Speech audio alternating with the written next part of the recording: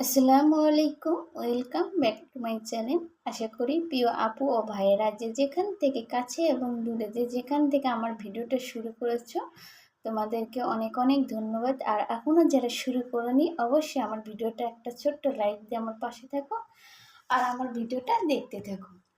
তা আজকে সকাল সকাল গুড মর্নিং, কারণ আমি সকাল থেকে আমি হোম ট্যুর করব, মানে আমার রুমের কাজ কিভাবে করি সকাল থেকে সেটাই করব। কিন্তু প্রতিদিনই কিন্তু আমরা ডিপ ক্লিন করি না। যেদিন দেখবো আমাদের রুমটা এলোমেলো, এর কারণে সেদিন একটু বেশি আমাদের পরিশ্রম দিতে হয় সংসারে। তো সকাল সকালে আমি কিছু নাস্তা করে নিয়েছি ব্যাক ক্যামেরায়, সেটা তোমাদের সাথে শেয়ার করে নে। আর খাওয়ার জিনিস সবসময় না শেয়ার করাই ভালো। তো এই পাশে আমার একটা টেবিল ছিল, ওই পাশে সেটা আমি এই রুমে নিয়ে এসেছি, কারণ ওখানে ফ্যান নাই।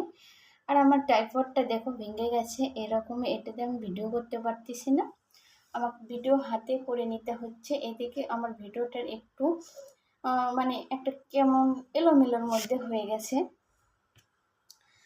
তা নিবো নিবো বলে আমার হাতে টাকায় আসতেছে না, এর কারণে আমি নিতেও পারতেছি না। এখানে আমার ডাইনিং টেবিলটা ছিল আর এটা ওপাশে ছিল। তো ওভেনটা আমি অনেক আশা শখ করে নিয়েছিলাম, কিন্তু এই বাসায় আমি সেট করতে পারতেছি না। আমি মনের মতন বাসা খুঁজে পাচ্ছি না, এই হলো এক অবস্থা। তো সকাল সকাল আমার মেয়ে দেখছো বস্তা ভরা কি যেন, ওগুলো জুতা পুরাতন, ওগুলো নিয়ে টানতেছে, বলতেছে আম্মু তোমাকে একটু হেল্প করব। কারণ আমার শরীরটা একটু অনেক কি বলবো, একদম খারাপ না, আছে মোটামুটি ভালো আছে। এর কারণে আমার মেয়ে সবসময় আমাকে সাপোর্টে থাকে। আর মেয়েরা এমনই হয়, মায়ের প্রতি একটা ভালোবাসা সৃষ্টি হয়, মা ওকে বেশি ভালোবাসে। মায়ের মায়ের বিপদে আপদে সঙ্গী হয় একমাত্র মেয়ে আর মা। তো এই পাশে এই ওই দুই রুমে আমি ক্লিন করে নিচ্ছি। দেখো ময়লা যা ছিল আমি ঝাড়ু দিয়ে নেওয়ার পরে আমি একটা মোছা দিয়ে নেব। তা পরিষ্কার পরিচ্ছন্ন কিন্তু ইমানের অঙ্গ। তা আমরা ডেলি যদি আমাদের রুম পরিষ্কার রাখি, তা রুমটা দেখতে অনেক মাশাআল্লাহ সুন্দর লাগে।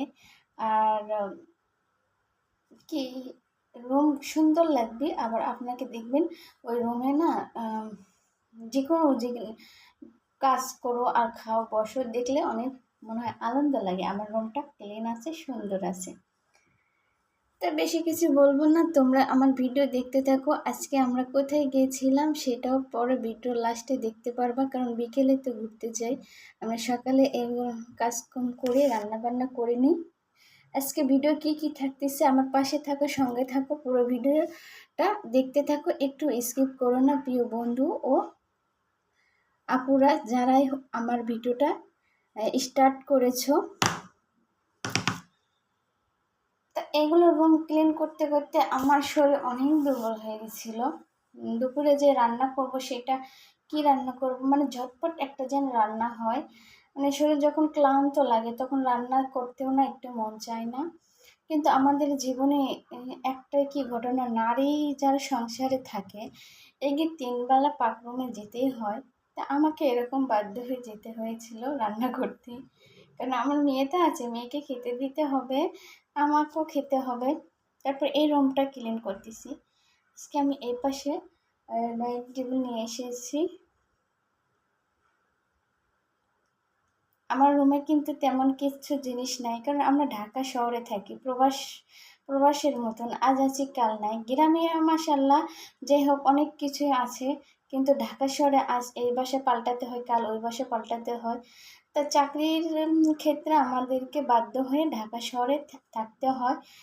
তা যেটুকু আছে আলহামদুলিল্লাহ আমার থাকতে পারতেছি, খাইতে পারতেছি, মনের সুখ শান্তি আমি উপভোগ করতে পারতেছি, এটাই আলহামদুলিল্লাহ। এই তো এখানে একটা ফ্লোরে বিছানা দিছি, আমার মেয়ে এখানে পড়তে বসে কিংবা খাইতে বসে। আর টেবিলটা এই পাশে এনেছি, কেমন হয়েছে তোমরা অবশ্যই জানাবা। ওইটা ওই পাশে ছিল, কি কেমন লাগতো বসতোই না ওর বাবা, মানে আমরা ফ্লোরে বসে খাইতাম কিংবা খাটে বসে খাইতাম। তা এই পাশে টেবিলটা আনাতে কেমন হয়েছে তোমরা অবশ্যই জানাবা। তা তোমাদের সাথে আমি একটা কথা শেয়ার করব। যখন বাবার বাড়ি ছেলে স্বামীর বাড়ি চলে এসে তখন কতই কি না আমরা শিখে যাই, কতই কি সংসারের প্রতি একটা মায়া টান কাজ করে। তা মা ছোটবেলায় বলতো যে এটা কর ওটা কর, তখন আমরা করতাম না, কিংবা টাকা অপচয় করতাম। যে কোনো জিনিস ক্ষেত্রে কেমন একটা অনীহা অনীহা ছিল। কিন্তু যখন সংসারে চলে এলাম স্বামীর ঘরে, আস্তে আস্তে সব বুঝতে পারি যে মা বাবার কাছে যে আবার যেতে পারতাম, আবার নতুন করে না জীবন শুরু করতাম। তা এটা আমাদের মেয়ের ক্ষেত্রে কার কার এমন হয় অবশ্যই জানাবা। কারণ বাবার বাড়ি শুধু হিসাব করতাম না, মানে টাকা চাইতাম দিয়ে দিত, কিন্তু বাবার কাছে টাকা আছে কি না সেটাই ভাবতাম না। তা এখন সংসারে যখন আমার মেয়ে টাকা চায় কিংবা আমার সংসারে কোনো জিনিস, কোনো কাজের জিনিস কিনতে যায়, তখন না আমার একটা কি কষ্ট লাগে যে এটা কিনবো না, এটা টাকা নাই, ওটা খাবো না, এটা টাকা আছে কিনা এটা ভাবি। তা আমাদের মেয়ের ক্ষেত্রে যারা বিবাহিত, এরাই বুঝতে পারে একটা সংসারে কত যত্নে কত মায়া দিয়ে আমরা একটা সংসারকে গড়ে তুলি। তো এই সংসারে ভুল ত্রুটি যেটাই হোক আমরা মেনে নেওয়ার চেষ্টা করি। তবুও অনেক মেয়ের জীবনে অনেক কষ্ট অনেক দুঃখ নিয়ে মোকাবেলা করার পাশাপাশি তারা ধৈর্যশীল হয়ে পড়ে। কেননা ধৈর্য সবার ক্ষেত্রে এক না। আমার জীবনে যে ধৈর্য আছে অন্য কারো নাও থাকতে পারে। তা আপুরা তোমাদের একটাই কথা বলবো যে যেমনই থাক, কিন্তু স্বামীর ঘর কেউ ছাড়িও না। কারণ স্বামীর ঘরে যখন একবার আসে, পরবর্তী যে চলে যায়, এর জীবনের কষ্ট কেউ ভুলতে পারে না যাদের জীবনে ঘটেছে।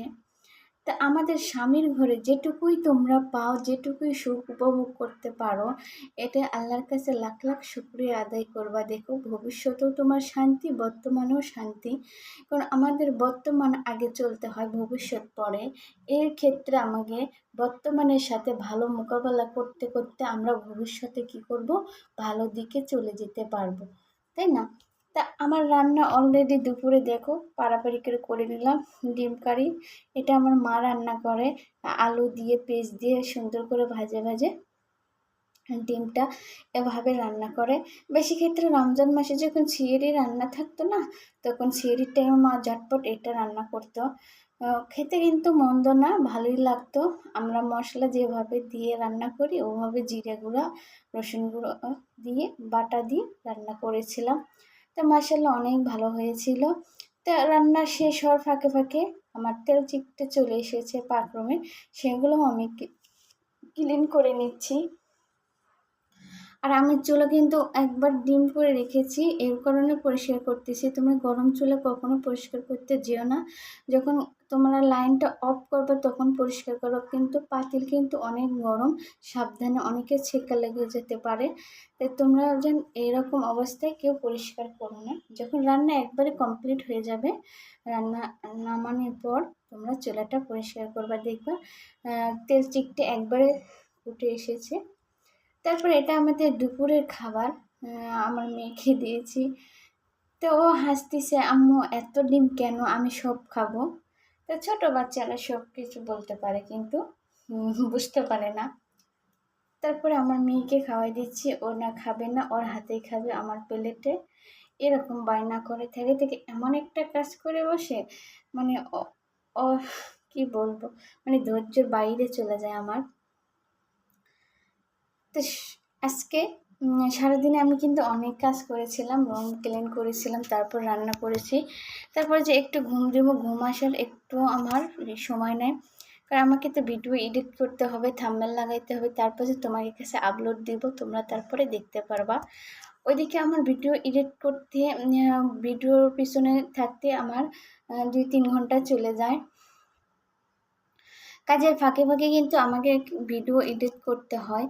আমরা যে বসে থাকি তাও না, কাজ মানে রাত পোহালো মানে আমাদের কাজ শুরু হলো এভাবে।